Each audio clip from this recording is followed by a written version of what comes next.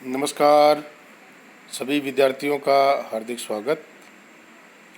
आज हम बातचीत करेंगे डिस्पोजल ऑफ प्रॉफिट। बहुत ही महत्वपूर्ण टॉपिक सभी विद्यार्थियों के लिए, क्योंकि इससे संबंधित क्वेश्चन आपसे ज़रूर किए जाते हैं और आपको इसको पूरा ध्यान से सुनना और समझना है, ताकि आपको एग्ज़ाम में इससे संबंधित क्वेश्चन को हल करने में कोई समस्या ना हो। तो शुरू करते हैं। Disposal of profit. प्रत्येक संस्था सामान्यतः अपने समस्त लाभों में से कुछ राशि बचाकर शेष राशि स्वामियों में वितरित करती है। यानी प्रत्येक संस्था है वह अपने समस्त लाभों में से कुछ राशि को बचाकर शेष राशि को अपने जो अंशधारी हैं उनमें वितरित कर देती है।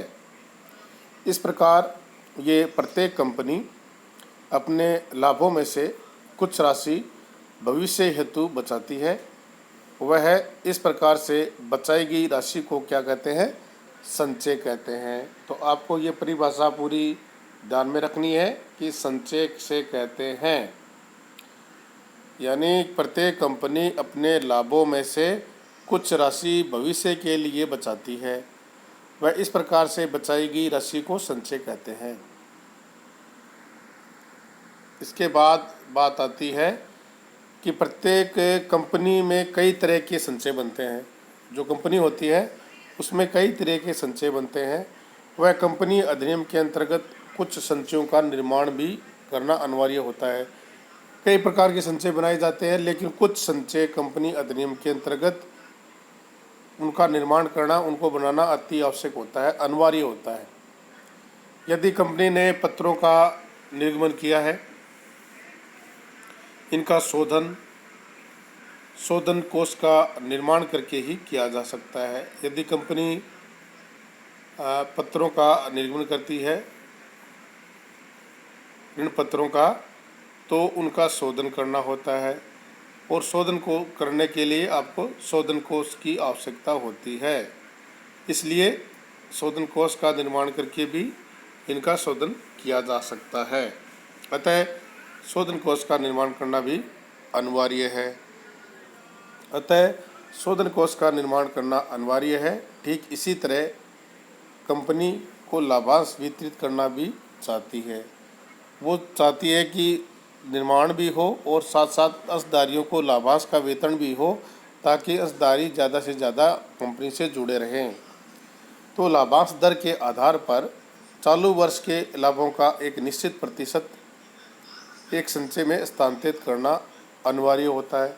इसी के साथ साथ ये भी अनिवार्य होता है कि एक निश्चित प्रतिशत राशि है वो एक संचय में स्थानांतरित करनी होती है, जिसे हम वैधानिक संचय कहते हैं।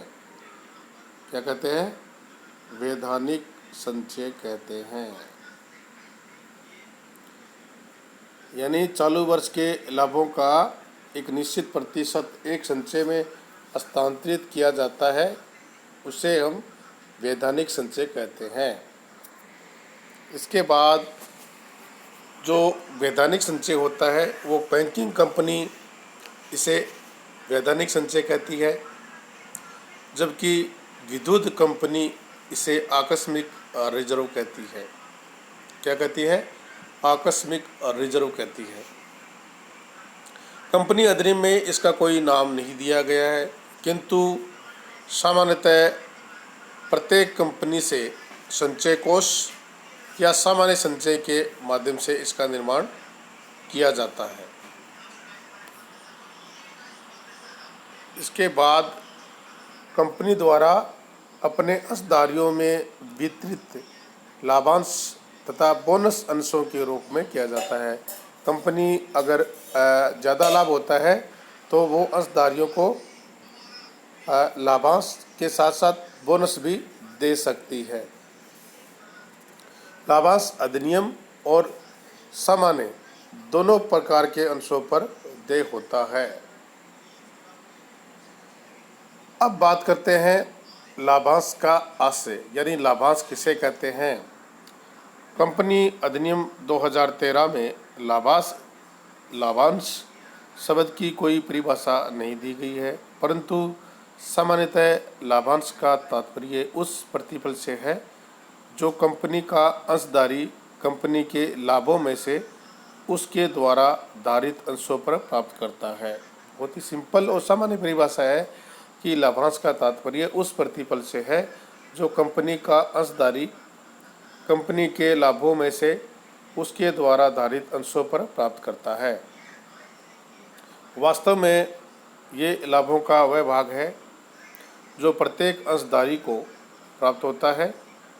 इस प्रकार ये स्पष्ट है कि लाभांश के कुल लाभों का वह भाग जिसे अंशधारियों में वितरित करने के लिए निर्धारित कर दिया गया है उसे कहते हैं लाभांश। लाभांश के वितरण का अधिकार प्रत्येक कंपनी को प्राप्त होता है। इसके लिए कंपनी के अंतर नियमों में किसी प्रकार की व्यवस्था होना आवश्यक नहीं है, किंतु लाभांश का वितरण तभी किया जा सकता है जब कंपनी के पास लाभ या लाभों का संचय हो, अर्थात विभाजन योग्य लाभ हो तभी किया जा सकता है। अगर विभाजन योग्य लाभ ही नहीं है तो लाभांश का वितरण नहीं किया जा सकता। लाभांश के वेतन का अधिकार प्रत्येक कंपनी को प्राप्त होता है, ये मैंने आपको बता दिया है। तो इस प्रकार से हम लाभों का वितरण कर सकते हैं। सभी विद्यार्थियों का बहुत बहुत धन्यवाद। Thank you.